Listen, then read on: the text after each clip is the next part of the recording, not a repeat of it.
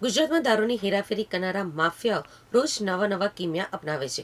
આવો જ એક કિસ્સો સામે આવ્યો છે, જ્યાં ભિસ્તાન પોલીસે એક દુકાનના દારૂનો જથ્થો ઝડપી પાડ્યો છે. મહત્વની વાત તો એ છે કે આ દારૂ છુપાવવાની રીત જાણીને પોલીસ પણ ચોંકી ગઈ હતી. શાતીર આરોપીએ પોતાની દુકાનમાં એન્જિન ઓઇલના ડબ્બામાં દારૂ ભર્યો હતો. પોલીસે રેડ દરમિયાન શંકા જતા પ્લાસ્ટિકની બોટલમાં એન્જિન ઓઇલ ઠાલવતા જ પોલ ખુલી ગઈ. આ સમગ્ર મામલે પોલીસે 480 લીટર વિદેશી દારૂ જપ્ત કર્યો છે.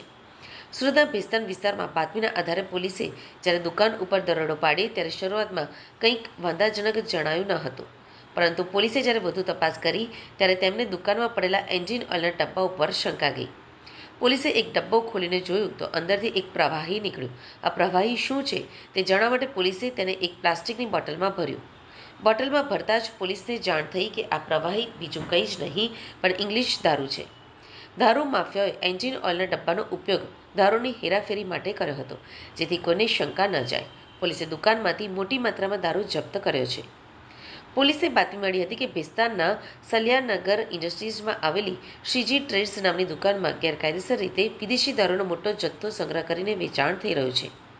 આ બાતમીના આધારે પોલીસે તાત્કાલિક દુકાન ઉપર દરોડો પાડ્યો હતો, જ્યાં દુકાનનો માલિક શૈલેન્દ્રકુમાર વેદરામસિંહ હાજર હતો. પોલીસે શરૂઆતમાં કંઈક શંકાસ્પદ જણાયું ન હતું. દુકાનમાં ચારેય બાજુ મોટા પૂંઠાના બોક્સ ગોઠવેલા હતા. એ બોક્સ ઉપર યુરોલાઇન કુલ ટેકનોલોજી અને યુરોમેક્સ પ્રીમિયમ લોંગ લાઈફ કુલેન્ટ પ્રી-મેક્સ જેવા લેબલ લાગેલા હતા, જે સામાન્ય રીતે વાહનોના એન્જિન ઓઇલ અથવા તો કુલન્ટ માટે વપરાય છે. પોલીસે શંકા ગઈ અને તેમણે આ બોક્સની તપાસ કરવાનું શરૂ કર્યું. જ્યારે પોલીસે એક બોક્સ ખોલીને જોયું તો અંદર 1 લીટરના 16 પ્લાસ્ટિકના ડબ્બા હતા, જેના ઉપર ઓઇલના લેબલ લાગેલા હતા. પોલીસે એક ડબ્બો ખોલ્યો અને તેમાંથી નીકળેલું પ્રવાહી જોયું તો તે સામાન્ય ઓઇલ જેવું જ હતું. પરંતુ જ્યારે પોલીસે ધ્યાનપૂર્વક ચકાસ્યું ત્યારે ખબર પડી કે આ તો વિદેશી દારૂ છે.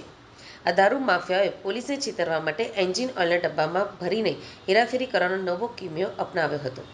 પોલીસે એક પછી એક તમામ બોક્સની તપાસ કરી હતી. પોલીસ તપાસમાં દુકાનમાંથી કુલ 30 બોક્સ મળ્યા. આ બોક્સમાંથી અલગ અલગ બ્રાન્ડનો કુલ 480 લીટર ભારતીય બનાવટનો વિદેશી દારૂ મળ્યો હતો. આ જથ્થાની કુલ કિંમત 5,24,000 રૂપિયા જેટલી થાય છે. પોલીસે દુકાનના માલિક શૈલેન્દ્રકુમાર સિંઘની અટકાયત કરી પૂછપરછ કરતા તેણે જણાવ્યું કે આ દારૂનો જથ્થો અનિલ સિંઘ વેદરામસિંઘ નામના વ્યક્તિએ બોઈસર તારાપુરથી મોકલાવ્યો હતો. આ દારૂ મહિન્દ્રા બોલેરો પિકઅપ વાહનમાં ભરીને રામકુમાર રામરાજ ઉપાધ્યાય લાવ્યો હતો. પોલીસે તાત્કાલિક કાર્યવાહી કરીને રામકુમાર ઉપાધ્યાયની પણ અટકાયત કરી છે.